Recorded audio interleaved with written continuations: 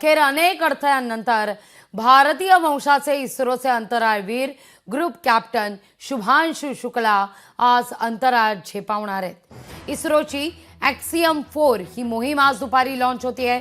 दुपारी 12 वाजून 1 मिनिटांनी म्हणजे बरोबर तासाभरात आता या मोहिमेला सुरुवात होईल। याकरता भारतीय अंतराळवीर शुभांशु शुक्ला इतिहास घडवण्यास सज्ज झाले आहेत। यापूर्वी खरं तर 6 वेळा ॲक्सियम 4चं प्रक्षेपण हे टळलेलं होतं। या मोहिमेच्या प्रक्षेपणात 6 वेळा विलंब झालेला होता। तांत्रिक अडचणी आल्या, हवामान खराब होतं। आता मात्र उड्डाण घेण्यास शुभांशु शुक्ला सज्ज असल्याचं पाहायला मिळतंय। या सगळ्या विषयी बोलण्याकरता आंतरराष्ट्रीय विषयाच्या अभ्यासक लीना बोकील मॅडम आपल्या सोबत जोडल्या गेलेल्या आहेत। नमस्कार, स्वागत आहे तुमचं लोकशाही मराठीमध्ये। खरं तर इतक्या राजकीय घडामोडी होत्या, त्यामुळे आपण संवाद साधण्यास आपल्याला विलंब झाला, त्याबद्दल सुरुवातीला तुमची माफी सुद्धा मागते। आणि आता आपण चर्चेला खरं तर सुरुवात करूया। लीना मॅडम, हे मिशन फार महत्त्वाचं आहे भारताच्या दृष्टीनं, यावर आपण चर्चा तर करणार आहोतच, पण हे कमर्शियल मिशन आहे। खरं तर राकेश शर्मा 1984चा तो सगळा काळ, त्यानंतर मात्र इतक्या वर्षांनी जवळपास 41 वर्षांनंतर आज शुभांशु शुक्ला अंतराळात याच कमर्शियल मिशनच्या माध्यमातून झेपावण्याकरता सज्ज झालेले आहेत। हे ॲक्सियम 4 मिशन नेमकं काय? ॲक्सियम 4 ही खरं तर कोलॅबरेटिव्ह मिशन आहे। ॲक्सियम खाजगी कंपनी आहे अमेरिकेतली, नासा इन्व्हॉल्ड आहे याच्यामध्ये नक्कीच, इस्रो आपल्या भारताची इंडियन स्पेस रिसर्च ऑर्गनायझेशन आणि युरोपियन स्पेस एजन्सी, त्यामुळे आता सगळ्या जगाचं लक्ष लागून राहिलेलं आहे। आता ग्रुप कॅप्टन शुभांशु शुक्ला हे इंडियन एअरफोर्सचे पायलट आहेत, टेस्ट अँड कॉम्बॅट पायलट, ज्यांची निवड गगनयान मोहिमेसाठी झालेली आहे। त्यांची ट्रेनिंग रशियामध्ये झालेली आहे। आता ते सज्ज आहेत। तर ही मोहीम आहे तर कमर्शियल आहे नक्कीच। तर हे 4 ॲस्ट्रॉनॉट्स अंतराळवीर इंटरनॅशनल स्पेस स्टेशनवर जाणार आणि वेगवेगळ्या विविध प्रकारचे प्रयोग करणार आहेत। तर भारतीय वंशाचे हे आता पहिले अंतराळवीर जे इंटरनॅशनल स्पेस स्टेशनला जाणार आहेत। And second astronaut after cosmonaut Rakesh Sharmaji, कारण 40 वर्ष आता होऊन गेले त्या गोष्टीला। आणि शुक्स म्हणजे शुभांशु शुक्लांसाठी ते हिरोच आहेत राकेश शर्मा सर। तर आता हे स्पेस स्टेशन मध्ये गेल्यानंतर 28 तासांनंतर पोहोचणार। 400 किलोमीटर तिथे अंतरावर ISS फिरत असतं पृथ्वीच्या भोवती। तर तिथे गेल्यानंतर त्यांचं आगमन झाल्यानंतर त्यांचं रुटीन सुरू होईल। इंटरनॅशनल स्पेस स्टेशनवर त्यांचे प्रयोग सुरू होतील आणि इतर काही म्हणजे जिम आणि जेवण खाणं सगळं रुटीन अगदी व्यवस्थित प्लॅन्ड असतं। तर 7 प्रकारचे विज्ञानाचे प्रयोग आहेत, केमिस्ट्री, बायोकेमिस्ट्री असे वेगवेगळे विषय आहेत। गुरुत्वाकर्षण किंवा सूक्ष्म गुरुत्वाकर्षणचा इफेक्ट काय प्रभाव पडतो आपल्या शरीरावर, मसल लॉस किंवा मसल ॲट्रोफी, बोन डेन्सिटी असे काही प्रकार। मग जे मायक्रोब्स असतात किंवा वॉटर बेअर एक वेगळ्या प्रकारचा एक जीवजंतू जे खूप पूर्वीपासून अब्ज वर्षांपासून आहेत पृथ्वीवर, ते देखील घेऊन जाणार आहेत। ते he'll carry it to space आणि त्याच्यावर प्रयोग करणार।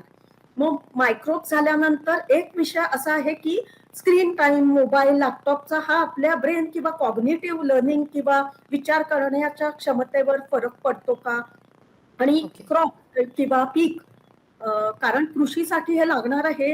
येणाऱ्या काळात गगनयान मोहीम जी इस्रोची होणार आहे, इंडियन एअरफोर्स, HAL आणि इस्रोची कोलॅबरेटिव्ह आपली स्वतःची संपूर्ण स्वदेशी बनावटीची ही स्पेस स्टेशन हे अंतरिक्ष स्थानक आपलं भारतीय अंतरिक्ष स्थानक 2 ते 3 वर्षानंतर जेव्हा जाईल तेव्हा हा अंतराळवीर आणि त्यासोबत इतर त्यांचे 2 कलिग जाणार आहेत। तर भारतासाठी इस्रोसाठी अतिशय महत्वाची गोष्ट आहे, कारण आपले स्पेस स्टेशनला जाण्यापूर्वी ही एक तयारीच आहे। आणि महत्वाचा रोल आहे group captain Shubhanshu Shukla is the pilot for this mission.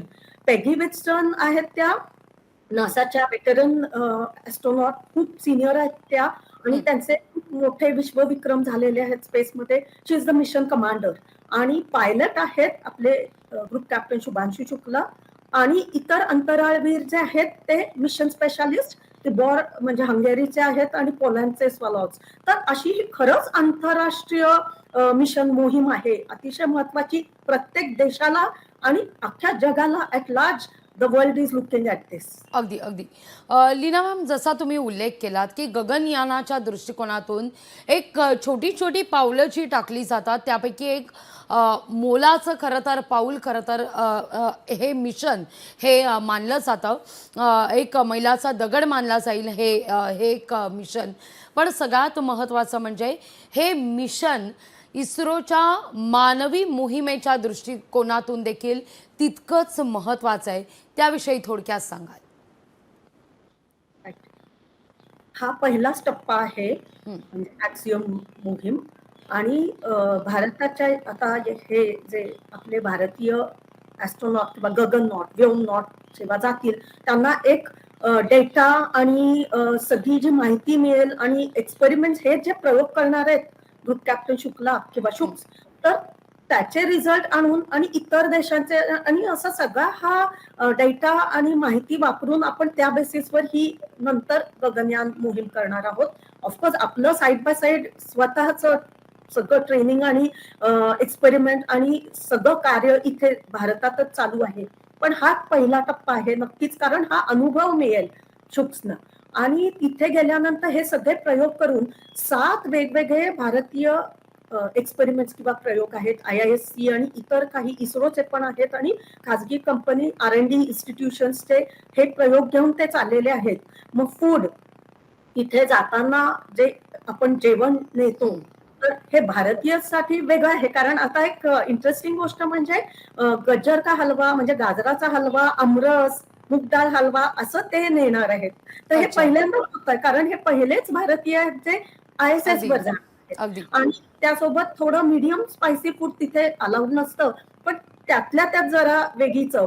आणि एक सॉफ्ट टॉय आहे स्वान, तो घेऊन जाणार आहे टू रिप्रेझेंट इंटरनॅशनल, म्हणजे हे भारताचं प्रतिनिधित्व पण रिप्रेझेंटिंग द होल वर्ल्ड.